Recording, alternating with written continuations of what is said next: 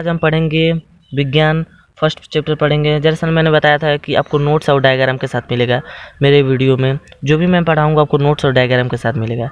तो अभी मैं नोट्स और डायग्राम लोग को दिखा देंगे, अच्छी तरह से आप लोग देख लीजिएगा, ठीक है। तो सबसे पहले आज हम चैप्टर 1 का पढ़ेंगे, हमारे आसपास के पदार्थ, ठीक है। तो चलिए पढ़ते हैं।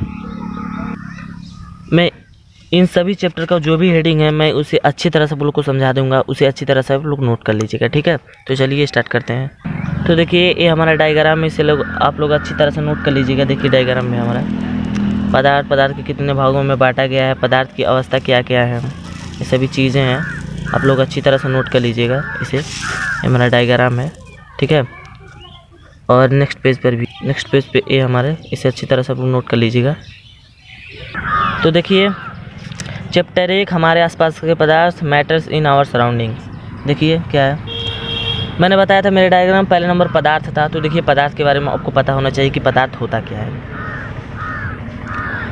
ऐसा कुछ भी जो स्थान घेरता है वह जिसका द्रव्यमान हो वह पदार्थ कहलाता है। पदार्थ बहुत ही छोटे छोटे कणों से मिलकर बना है, यानी उसे कहते हैं पदार्थ, उसे कहते हैं जिसका जो स्थान घेरता हो तथा जिसका कोई रंग रूप हो वो पदार्थ कहलाता है। पदार्थ का एग्जांपल देख लीजिए आप लोग, किताब, मेज आदि है, ठीक है। तो नेक्स्ट देखिए क्या हमारा, जो नेक्स्ट है वो देखिए हम लोग का क्या है।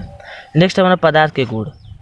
तो पदार्थ के गुण कितने प्रकार के होते हैं, पदार्थ के कौन से गुण होते हैं वो हम पढ़ेंगे, ठीक है। तो देखिए पदार्थ के बीच रिक्त स्थान, पदार्थ के कण निरंतर गतिशील होते हैं, पदार्थ के कण एक दूसरे को आकर्षित करते हैं। यह पदार्थ के कणों के गुण हैं, ठीक है। इनको हम एक एक करके अच्छी तरह से समझेंगे। तो चलिए स्टार्ट करते हैं। तो पहला हमारा पदार्थ के कणों के बीच रिक्त स्थान। तो पदार्थ के कणों के बीच रिक्त स्थान कैसे होगा, तो देख लीजिए आप लोग। सपोज कीजिए कि एक गिलास है, यहाँ मान लीजिए आप लोग यहाँ तक वाटर लेवल है, वाटर लेवल पे एक मार्क कीजिए और यहाँ पर लगभग 1 चम्मच अगर आप लोग नमक डालेंगे तो क्या होगा कि आप लोग वाटर मार्क जहाँ पर किए होंगे अगर फिर नमक डालकर आप लोग देखेंगे तो क्या होगा कि जो हमारा वाटर लेवल का जो लेवल्स है वो नहीं बढ़ेगा। इससे पता चल रहा है कि पदार्थ के कण के बीच भी हमारा रिक्त स्थान होता है। तो देख लीजिए सबसे कम ठोस में होता है, जो रिक्त स्थान होता है वो सबसे कम ठोस में होता है और सबसे मतलब ठोस में अधिक होता है और सबसे अधिक गैस में होता है, मतलब सबसे अधिक गैस में हमारा रिक्त स्थान होता है, ठीक है। तो चलिए नेक्स्ट देखिए क्या है। नेक्स्ट जो है पदार्थ के कण निरंतर गतिशील होते हैं। तो कोई पूछ लेगा बताओ कैसे पदार्थ के कण निरंतर गतिशील होते हैं, तो देखिए कैसे है। सपोज कीजिए कि आपका वाटर लेवल यहाँ तक है, यहाँ तक वाटर लेवल है आपका, ठीक है। वाटर लेवल आपका यहाँ तक है। अगर इसमें ड्रॉप द्वारा कलर डालोगे, मान लो रेड कलर डाल दिया मैंने, रेड कलर डाल दिया। अब जब रेड कलर डाल दिया तो कुछ टाइम हम बाद देखेंगे कि जो हमारे वाटर में जो रेड कलर मैंने डाला था वो पूरी तरह घुल जाएगा। यानी इससे पता चलता है हमारा कि पदार्थ के कण हमेशा निरंतर गतिशील होते हैं, ठीक है। इससे पता चलता है। तो देखिए पदार्थ के कण में गतिज ऊर्जा होती है, तापमान बदलने पर कणों की गतिज ऊर्जा और तेजी हो जाती है क्योंकि गतिज ऊर्जा अधिक होती है। अब देखिए किस में अधिक निरंतर हमारे कण होते हैं, गतिशील में, ठोस में होते हैं, गैस में होते हैं, तो किस में होते हैं देखिए आप लोग। सबसे कम ठोस में होता है, द्रव में मध्य होता है और सबसे अधिक गैस में हमारा गतिज ऊर्जा होता है। नेक्स्ट जो हमारा रहेगा पदार्थ के कणों के बीच आकर्षक बल, इसको हम पढ़ेंगे। चलिए तो देखिए नेक्स्ट जो हमारा है पदार्थ के कण एक दूसरे को आकर्षित करते हैं। देखिए कैसे। सपोज कीजिए कि मैंने सपोज कीजिए आप लोग कि एक टोटी के पास हम लोग गए, ठीक है, और इधर से वाटर निकल रहा है। अगर यहाँ पर मैंने अपना हैंड लगा दिया, HAND हैंड, और यहाँ पर सपोज कीजिए हम लोग यहाँ पर अपना हैंड निकाल दिए, तो जो धाराएं होंगी वो 2 भागों में बैठ जाएंगी, फिर क्या वो आपस फिर जुड़ जाएंगी। इससे पता चल रहा है कि हमारे पदार्थ के कण में भी आकर्षक बल होता है। समझ गए आप लोग। तो चलिए देखते हैं आप किस में अधिक। जैसे कि यहाँ पर चित्र बनाया है कि नल के पास गए आप लोग, इसमें हैंड लगाएंगे तो धाराएं 2 भागों में बैठ जाएंगे, फिर कुछ टाइम बाद वह जुड़ जाएंगी।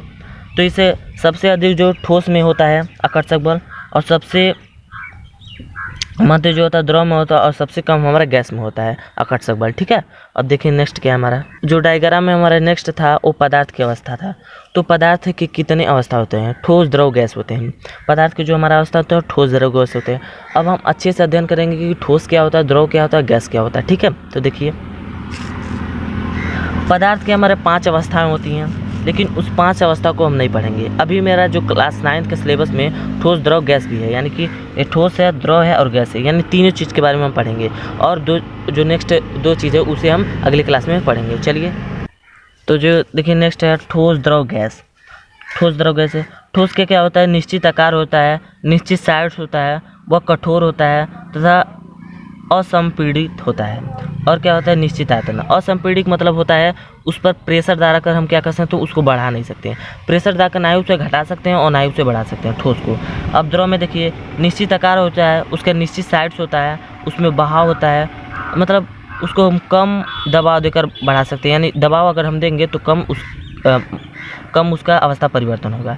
और निश्चित आयतन होता है, जैसे एग्जाम्पल अगर दूध हो गया, पानी हो गया। अब गैस क्या होगा?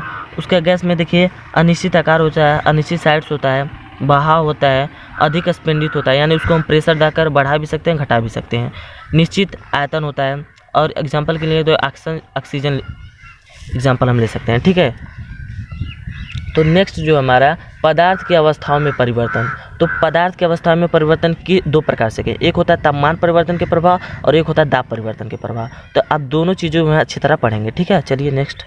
तो देखिए जो हमारा नेक्स्ट है पदार्थ की अवस्थाओं में परिवर्तन। पदार्थ की अवस्थाओं में परिवर्तन देखिए, एक तापमान परिवर्तन के प्रभाव रहते हैं, एक दाब परिवर्तन के प्रभाव होता है। तो सबसे पहले हम तापमान में बदलाव करके पढ़ेंगे और दूसरे में दाब में बदलाव करके पढ़ेंगे। ठीक है, देखिए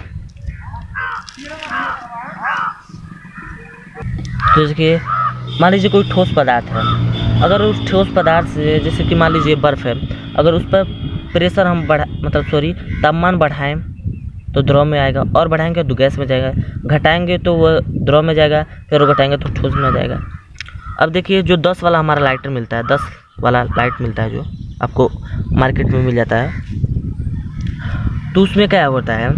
प्रेशर के द्वारा, प्रेशर यानी कि मतलब गैस को हम द्रव में बदलकर उसमें डालते हैं, तब वो लाइटर जलता है। ठीक है, नेक्स्ट देखिए क्या हमारा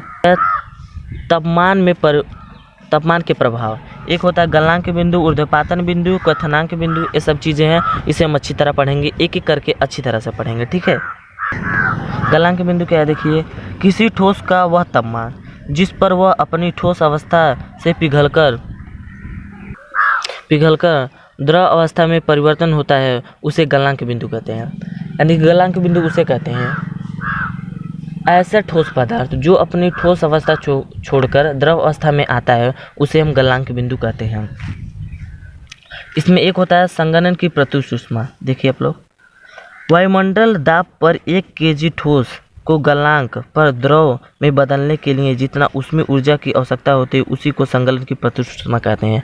जो भी मैं बता रहा हूँ उसे अच्छी तरह सब लोग नोट कर लीजिएगा। ठीक है, अब नेक्स्ट जो देखिए हमारा है क्वथनांक बिंदु।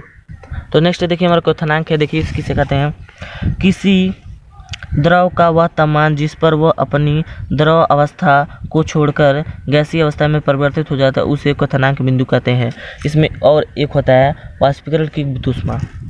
वायुमंडल पर दाब का 1 kg बार उसके क्वथनांक गैस में बदलने के लिए जितनी उसमें ऊर्जा की आवश्यकता होती है, उसे वाष्पीकरण की गुप्त ऊष्मा कहते हैं। ठीक है, नेक्स्ट देखिए क्या है? पदार्थ द्रव अवस्था में परिवर्तित हुए बिना ठोस अवस्था में सीधा गैस में बदलने की प्रक्रिया को ऊर्ध्वपातन कहते हैं। यानी कि कोई ठोस पदार्थ बिना द्रव अवस्था में आए गैस अवस्था में परिवर्तित हो जाता है, उसी को हम ऊर्ध्वपातन कहते हैं।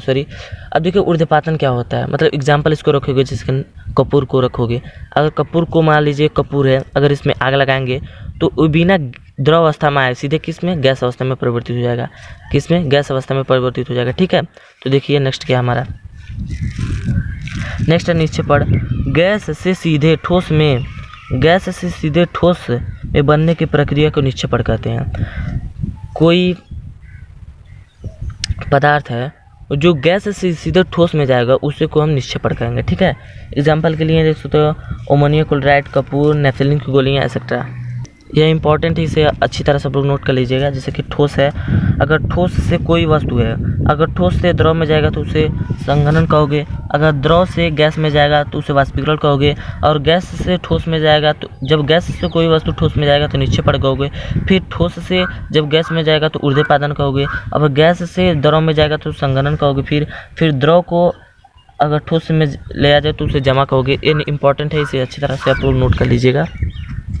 अब आता है हमारा दाब परिवर्तन का प्रभाव। ठीक है, तो दाब परिवर्तन का प्रभाव क्या होता है, देखिए यदि तापमान घटाने या सिंगरण में गैस लेकर उसे संपीड़ित करें तो कणों के बीच की दूरी कम हो जाएगी और गैस द्रव में बदल जाता है। ठीक है, जैसे कि देखिए दाब बढ़ाने से कण नज़दीक आते हैं और दाब घटाने से कण दूर जाते हैं। ठीक है, देखिए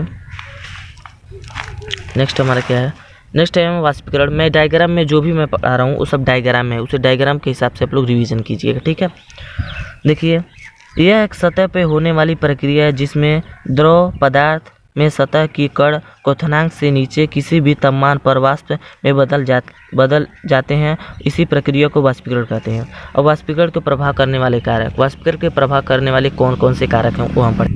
वाष्पीकरण को प्रभाव करने वाले कारक है सतह का क्षेत्रफल, तापमान, नमी, वायु में नमी, वायु की गति। अब और वाष्पीकरण की शीतलता, वाष्पीकरण की शीतलता क्या होता है देख लीजिए आप लोग।